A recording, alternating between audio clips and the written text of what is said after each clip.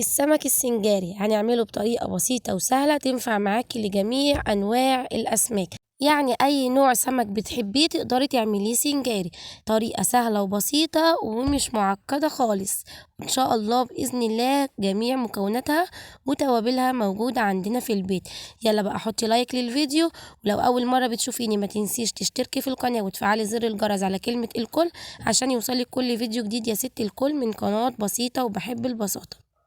يلا بينا نسمي الله ونصلي على الرسول عليه أفضل الصلاة والسلام، ونشوف الطريقة بتاعتنا. نشوف طريقة السمك السنجاري الجميل التحفة ده عملناه ازاي. أول حاجة المكونات بتاعتنا كده اللي هنبتدي بيها: معايا قرن فلفل رومي أحمر، ومعايا كمان ليمونة كده كبيرة شوية، ومعايا كمان معلقة كبيرة من التوم، ومعايا قرن فلفل حامي، ومعايا معلقة كبيرة مليانة من الخل، ومعايا كمان معلقة كبيرة هريسة شطة. طبعا الفلفل الرومي الأحمر مش أساسي، ممكن تستخدمي فلفل رومي أخضر عادي جدا مفيش أي مشكلة، ولكن الفلفل الأحمر بيدي للتتبيلة طعم حلو جدا ولون حلو قوي. خدتهم كده ضربتهم في الكبة لما نعمتهم كده زي ما انتم شايفين، بس مش حابة ان انا نعمهم قوي. طبعا لو عايزة تنعميهم خالص تمام، لكن انا حابة يبقى الفلفل والثوم كل حاجة كده باينة في التتبيلة. بعد كده التوابل بتاعة السمك سهلة وبسيطة جدا وعملتها معاكم قبل كده، هسيب لكم الفيديو بتاع توابل السمك في نهاية الشاشة. التوابل بتاعتنا عبارة عن ايه: نص معلقة من الفلفل الأسمر بتفرق جدا في الطعم، معلقة صغيرة من الملح، نص معلقة صغيرة من الكزبرة الجافة المطحونة، معلقة مليانة كبيرة من الكمون عشان عارفين طبعا ان السمك بيحب الكمون. خلاص توابل سهلة وبسيطة واعتقد انها موجودة في كل بيت. هقلبهم بقى كويس جدا جدا كده مع الخلطة اللي عملناها، وبعد كده هبتدي ان انا اتبل السمك بتاعي. السمك اي نوع سمك، انا هنا مستخدمة سمك بولتي، تقدري تستخدمي اي نوع سمك تحبيه بس على شرط يكون السمك حجمه كبير. تقدري تستخدمي بولتي، تونة، ماكريل، اي نوع سمك انت بتحبيه بس يكون السمك حجمه كبير. ببتدي افتح اي نوع سمك هستخدمه افتحه من فوق من عند الظهر، وبيتنضف كويس وبيتصفى كويس قوي كده ويكون ناشف من اي ميه فيه. وبعد كده بتبله كويس قوي كده من جوه، تبل اللحم وتبله من بره، وركنته بقى على جنب كده على بال محضر الحشوه اللي احنا هنحشيها في قلبين. معايا اول كده حاجه طاسه على النار فيها معلقتين كده من الزيت، نزلت ببصلايه متوسطه، عليهم قرنين كده فلفل رومي اخضر مع الوان. طبعا تقدري تستخدمي فلفل رومي اخضر بس، لكن الالوان بيديله طعم حلو قوي ولون كمان جميل، بتبقى الالوان كده مع بعضها حلوه قوي. بيتبالوا كده مع بعض شويه. مش عايزاه ينزل ميته، لازم النار تكون عاليه عشان ما ينزلش ميته. بحط طبعا البصل الاول وبعد كده الفلفل، بعد كده بنزل بالطماطم اخر حاجه عشان برضو ما تنزلش ميتها، واحط التوابل برضو. بحط معلقه من الخلطه اللي انا حطيتها في السمك، معلقه صغيره، وبحط برضو توابل السمك نفس التوابل اللي انا حطيتها معاكم على السمك. وبعد كده قلبتهم مع بعض، وفي الاخر ضفت كده معلقه صغيره مفرومه من البقدونس وطفيت عليه.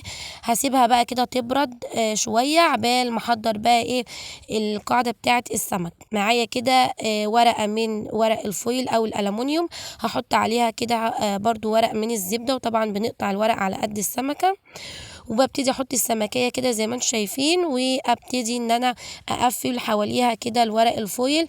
ده بيساعد ان السمكة بعد ما تحطيها في الصاج او الصينية بتاعتك وتستوي تشيليها بكل سهولة، علشان طبعا ما تلزقش في الصينية بتاعتك.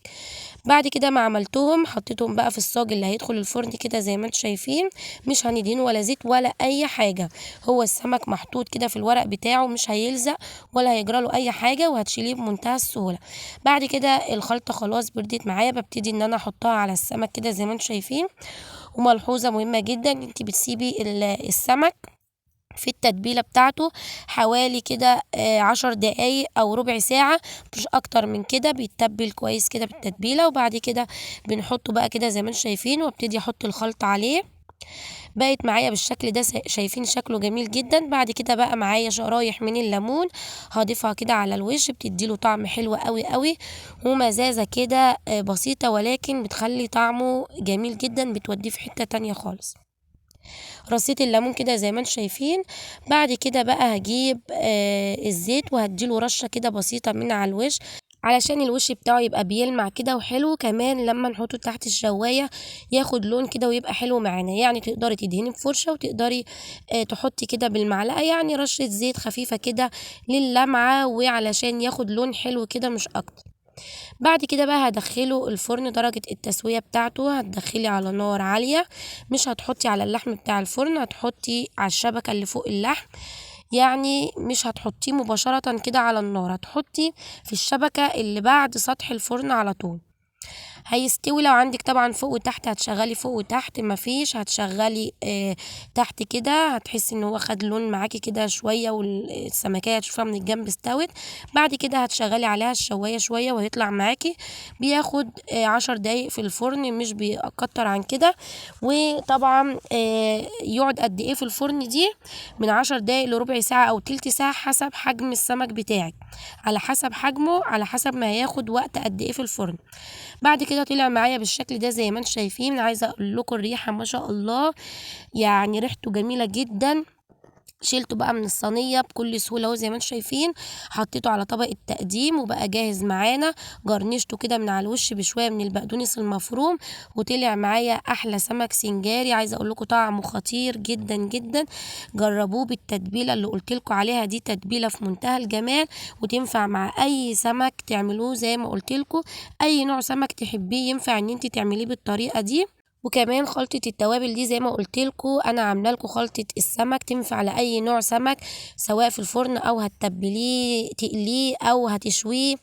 يعني اي تتبيله لاي نوع سمك هتعمليه سواء فرن او مقلي او صينيه او مشوي، التتبيله دي حلوه ليه جدا. التتبيله دي اللي انا قلت لكم عليها في اول الفيديو واحنا بنتبل السمك، كمان هسيب لكم الفيديو في نهايه الشاشه بتاع تتبيله السمك. هتعمليها وتحفظيها عندك في برطمان زيها زي اي نوع توابل، وتفضل موجوده عندك. تعملي اي نوع سمك تقدري ان انت تتبليها تجيبي البصل والثوم والفلفل والحاجات الخضار بتاعتك، وتحطي بس عليها معلقه كبيره او على حسب الكميه اللي انت عاملاها من التوابل دي، وهتكون معاكي ألذ واجمل تتبيله سمك ممكن تدوقيها في حياتك. ده كده الفيديو بتاعنا النهارده، عملته لكم عشان طلبتوا مني كتير طريقه عمل السمك السنجاري، ومعلش اتاخرت عليكم شويه ولكن جبته لكم. اسيبكم بقى في رعايه الله واشوفكم في فيديو جديد على خير، مع السلامه.